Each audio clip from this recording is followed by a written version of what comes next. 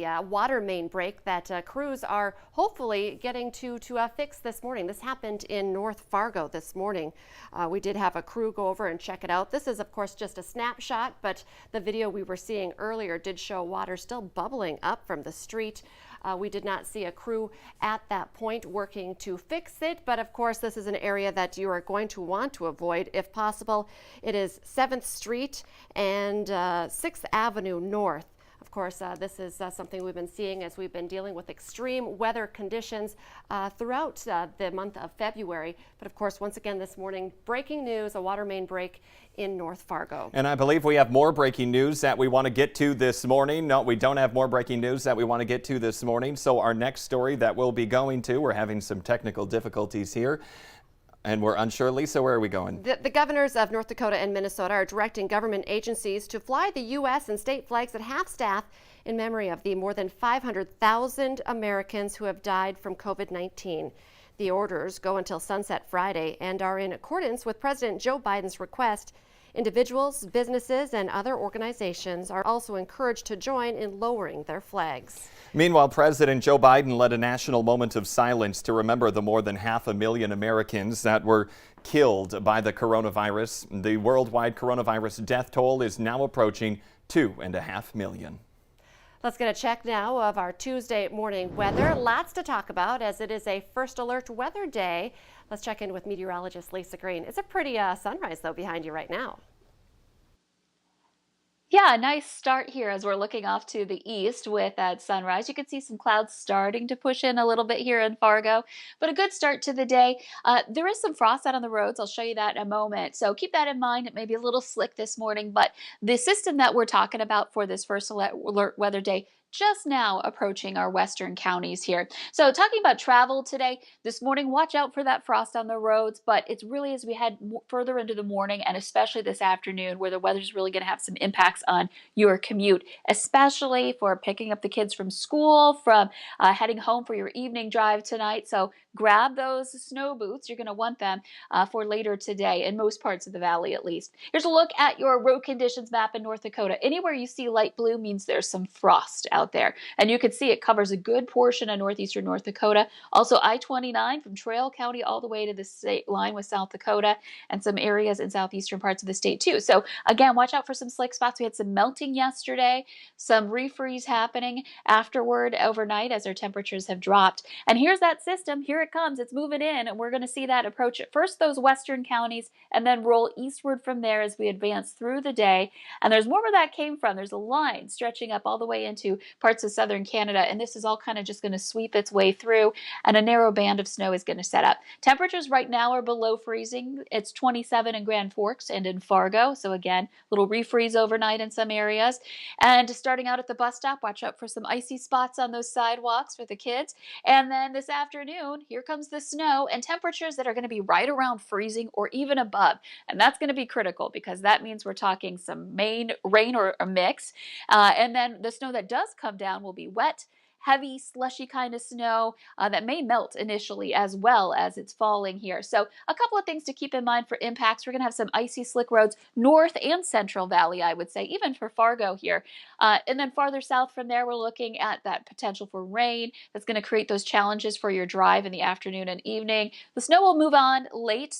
It'll be in our eastern counties last, and we'll see the wind increase in its wake. And so here's a look at that snowfall potential. We've been talking about that narrow band. You may remember me mentioning it yesterday morning, and we're looking at about 2 to 5 inches within this band.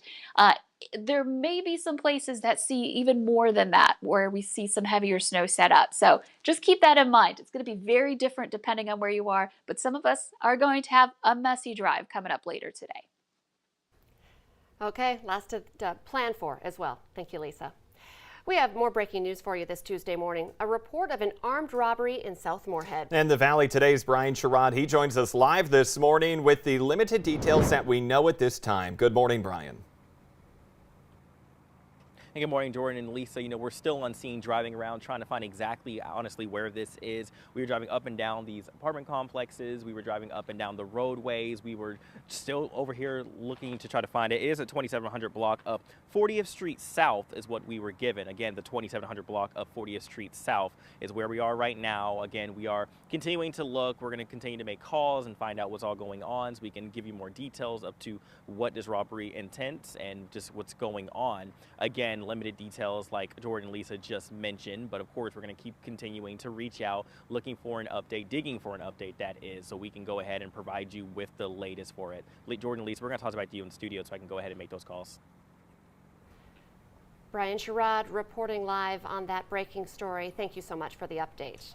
The suspect in a weekend shooting in downtown Fargo is still at large this morning. Police consider 43-year-old Brandon Grant armed and dangerous.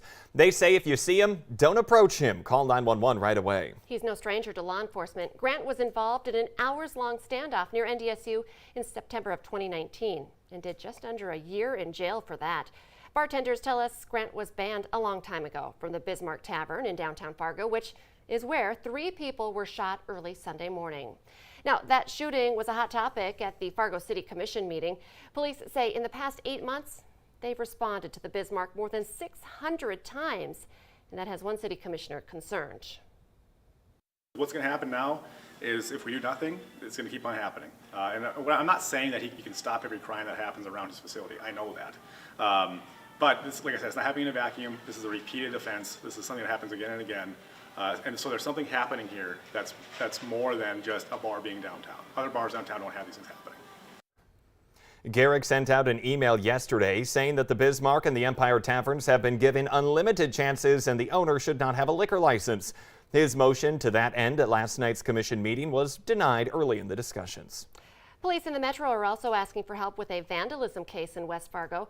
It happened in the overnight hours Friday to Saturday at Shades of Grey Tattoos, where windows were shot out.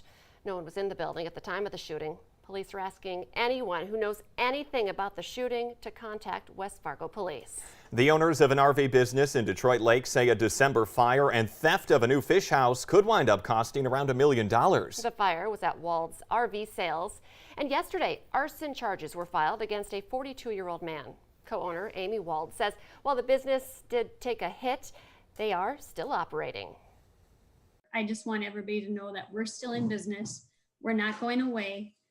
We are a family-owned business. We have 11 employees. We're here to stay. Daniel Kaufman is charged with arson. Police say they connected his truck to the fire and the theft, and they also found incriminating internet searches on his phone. If convicted, he faces up to 20 years in prison. A North Dakota man accused of feeding moldy hay and denying water to numerous horses that wound up dead or sick has now been charged with felony animal cruelty. Mercer County deputies found 15 dead horses and 11 dead foals over the weekend on Shannon Weigam's property near Zapp. They also found a donkey and 39 horses in poor condition, as well as 4 dead lambs. One man has been charged with negligent homicide after being accused of dealing a fatal dose of fentanyl to a Jamestown man. Jordan McKay is charged in the death of Dylan Warkenthien. The overdose happened on January 15th. Police say text messages between McKay and the victim show that McKay was planning to sell him Percocet, but a drug screen of the victim's blood identified the presence of fentanyl. Investigators say they found M30 fentanyl pills in the victim's home, which McKay later admitted to selling.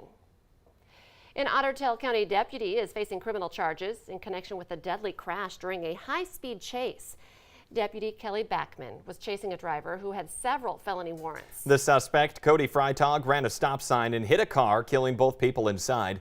A blood test showed Deputy Backman had fentanyl in his system at 3 times the therapeutic dose.